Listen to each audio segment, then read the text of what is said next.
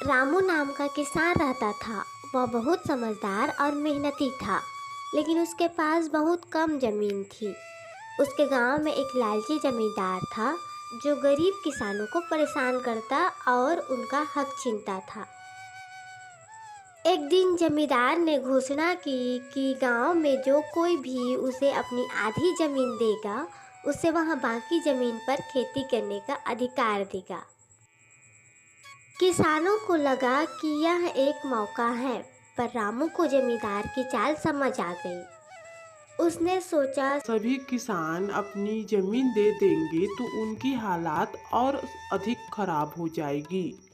रामू ने एक योजना बनाई। वह जमींदार के पास गया और कहा, मालिक, मेरी एक छोटी सी जमीन है। मैं उसे आपके हवाले करने को तैयार हूँ, पर एक शर्त है। मैं अपनी जमीन का उपयोग तब तक करता रहूँगा जब तक उसमें फसल हो।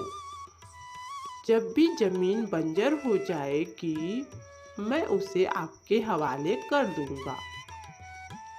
जमींदार ने सोचा, एक समय के बाद जमीन बंजर हो ही जाएगी, तब मैं उसे ले लूँगा। उसने तुरंत सहमति दे दी। रामू ने उस जमीन पर खेती करना शुरू किया। वह हर बार फसल उगाता और उसे बेचकर अपना गुजर बसर करता। उसने हमेशा जमीन को उपजाऊ बनाए रखा और बारी बारी से फसल बदल बदल कर उगाता, जिससे जमीन कभी बंजर नहीं हुई। सालों बीत गई, लेकिन रामू की जमीन कभी बंजर नहीं हुई। जमींदार को अपनी गलती का एहसास हुआ, पर तब तक बहुत देर हो चुकी थी। रामू की चतुराई ने उसे न केवल अपनी जमीन बचाई, बल्कि उसके जीवन को भी सुखमय बना दिया।